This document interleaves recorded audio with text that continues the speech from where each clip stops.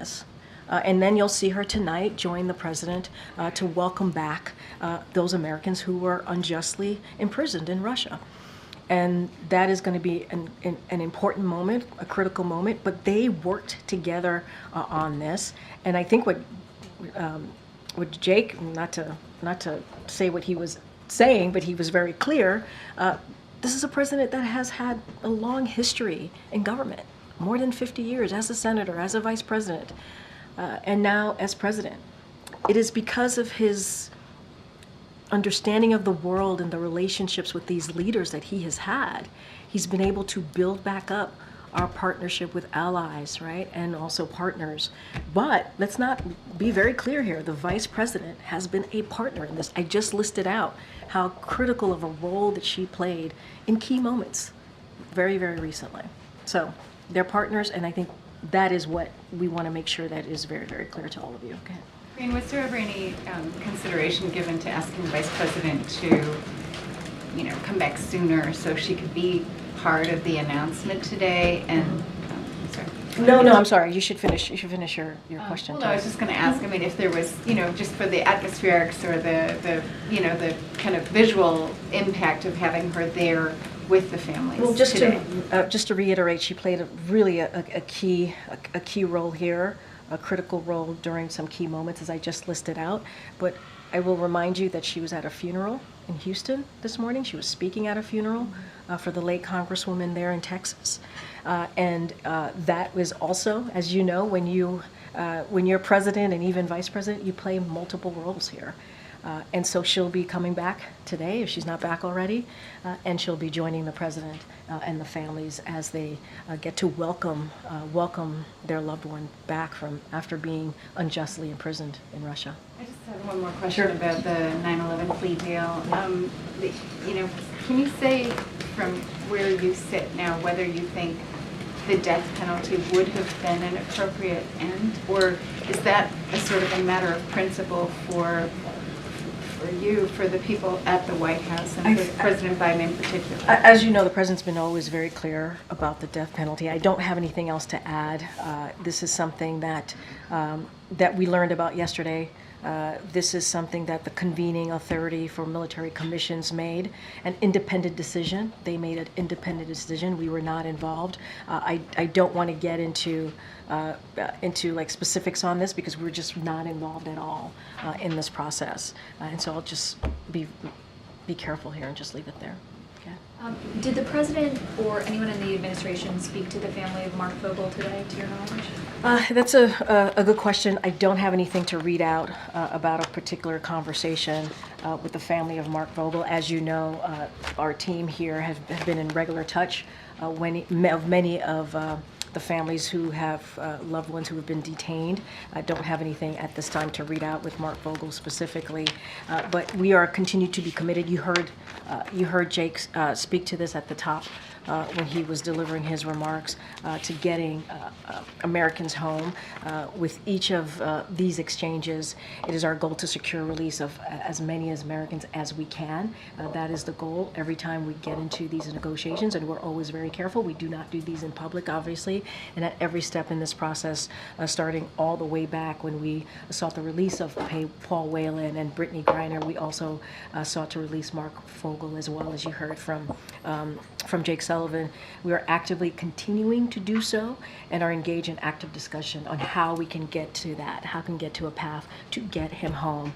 Don't have anything to read out on a recent conversation with their family. On a with his separate family. topic, the Federal Reserve yesterday signaled that it could cut interest rates for the first time since the pandemic. Does the White House believe that's a good idea?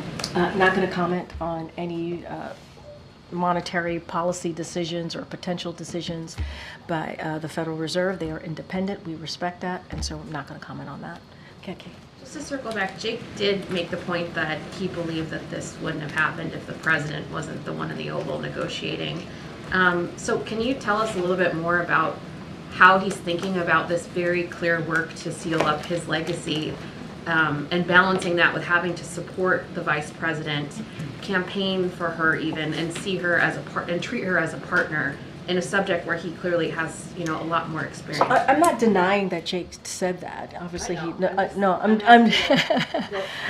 Reveal some of his thinking about Okay. how he's got to balance this. I think you have to look at this in separate pieces, right? The president has been president for some time. I used to say this all the time: with age comes experience, right? And I think that's important to note.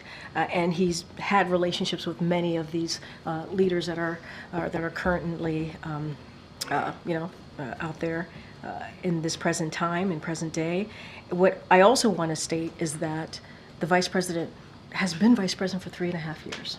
She has been part of this administration, obviously, not just part of it, but a partner, and has developed her own relationship with world leaders, with our allies and partners. And I think that's important to note.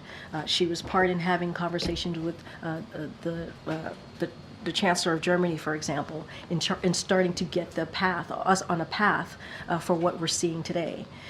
And so obviously we feel that she's, immensely qualified. That's why the president endorsed her. That's why she is, certainly a partner to him, but also is doing her part in the next, being careful here, in the next 4 months. So I'll leave it there. But look, they are partners. They talk regularly.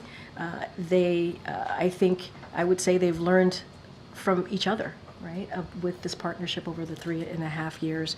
But this is also a vice president who's been a senator, who's been an attorney general, again, a vice president for almost 4 years, and has been in conversation, in critical, important conversations that matter to the American people pretty regularly with the president, having her by the president's side.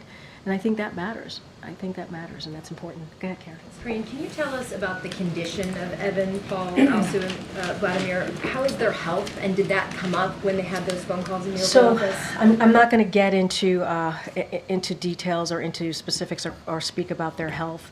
Obviously, they will be landing here in short order in a couple of hours, so you all will be able to see, at least you'll see them for yourselves, but I'm not going to speak to their health from here, not from this podium. Describe that they've gone through a lot. Did they, They talk have. to? They have. They were imprisoned. Yeah. Unjustly so. Did they talk about that in their phone call at the Oval Office? I'm not going to get into further details to what the National Security Advisor shared here today. I'm pretty sure that when the time permits, they will, I'm sure, at some point, if they wish to, they'll speak for themselves.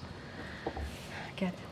Yeah, thanks, Karine. So Germany got 12 citizens back on this. Were they negotiating with the Russians, and was this two negotiations that merged, or did this generate out of the U.S. talking about the U.S.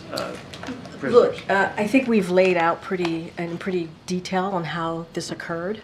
Obviously, the U.S. played a leading role in this, and we are certainly very grateful to our allies that worked with us on this. Obviously, I talked about Germany, Slovenia, and so I don't have anything beyond what we've already shared with you on this. I don't want to get into specifics or details. We have already shared how this came about. Look, this is an important day.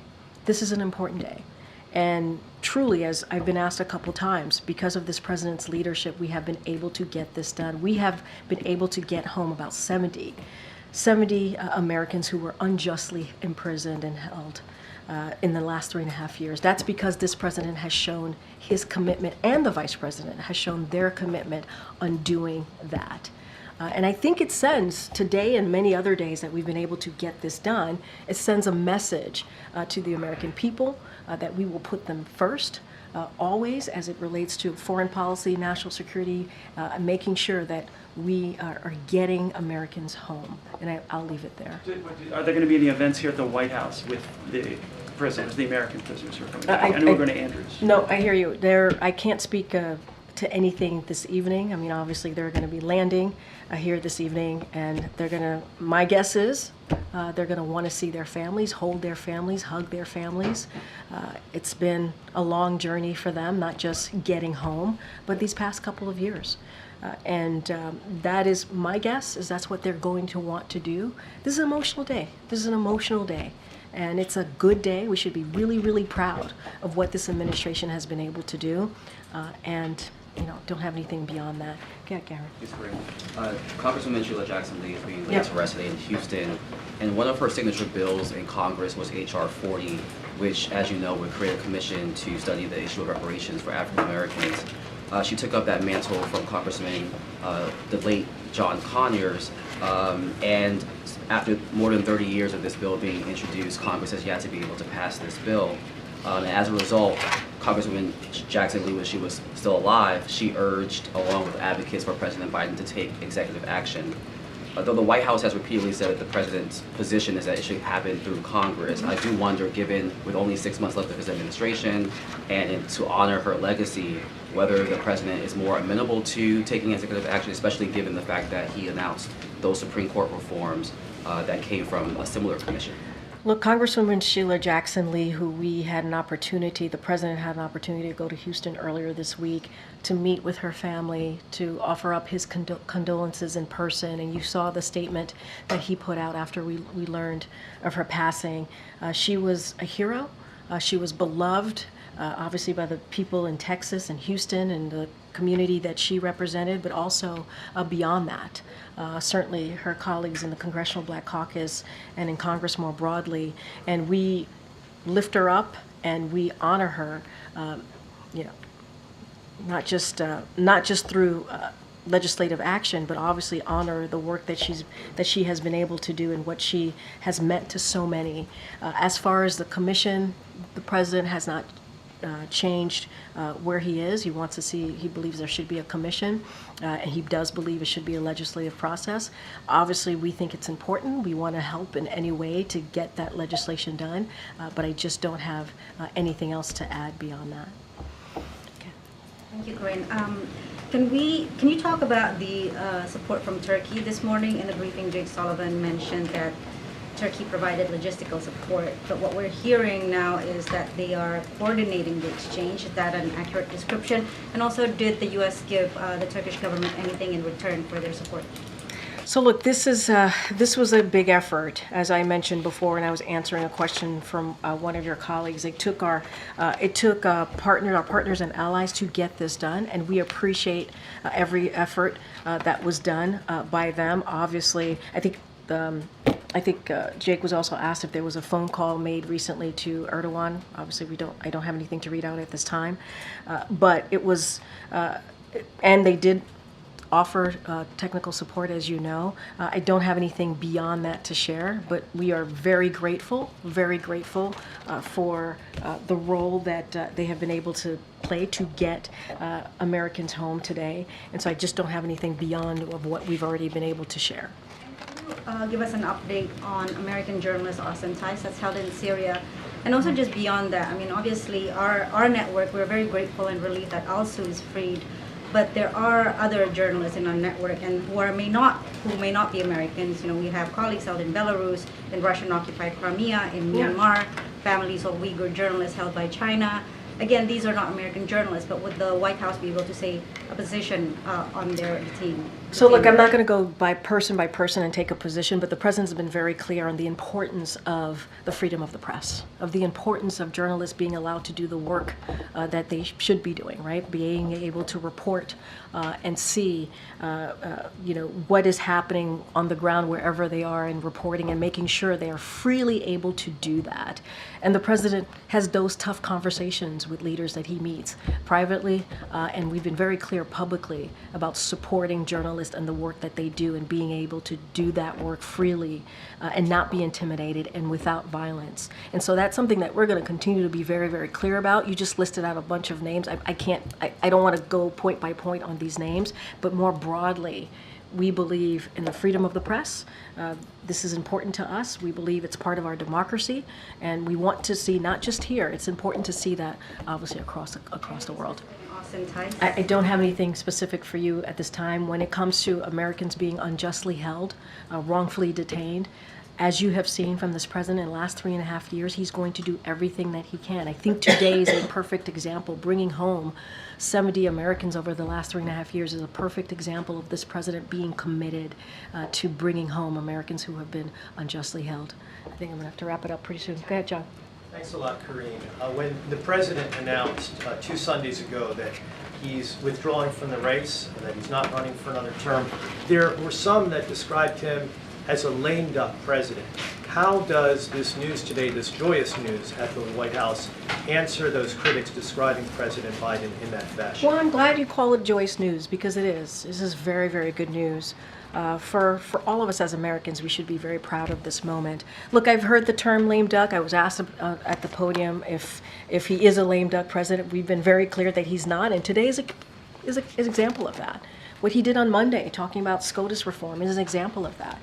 The president is determined, and he is very focused, along with the vice president, to get things done, to build on the accomplishments that we have been able to deliver for the American people over the last 3.5 years. And these are historic accomplishments, whether it's the American Rescue Plan that turned the economy around, restarted the economy. Now we're leading in the world on that. Again, no Republicans voted for the American Rescue Plan. You think about the Inflation Reduction Act, no Republican voted for that, and that is a piece of legislation that has seen the biggest investment in climate change. Now Medicare can actually negotiate with Big Pharma, something that elected officials have been trying to do, and he reached across the aisle to get infrastructure done, to get the Chips and Science Act done, to get the Veterans, the PACT Act done. So it doesn't end there. It doesn't end there for him. He wants to see a lot of these important laws now. He wants us to get them, make sure they're implemented. And we're going to continue to use the remainder of this term to look for ways to build on that progress. And we will certainly share with you the specifics of that as we continue these next 6 months. And secondly, yesterday I asked a series of questions to you about the possibility of a hostage deal. At the time that I asked you those questions, were you aware? Yes. You were Yes. aware. And so, given that you just didn't want to answer that truthfully, you didn't want to despoil the process of the I said I had transfer of nothing. I hostages. said I had nothing to share. You have to understand. This is a critical. As these things are moving, it is important. Our main focus is to make sure that we get these Americans home safely. I would hope, as a journalist, you understand that. It is important that they get home safely. That is our number one priority. Number one priority. And now that they are on their way home, the families were here. The families, the president, the vice president will get to greet these Americans when they land here tonight. This is a huge, huge, monumentous day, emotional day. And it is important. That is our goal, to make sure that they get home safely. All right, thanks everybody. Thank you.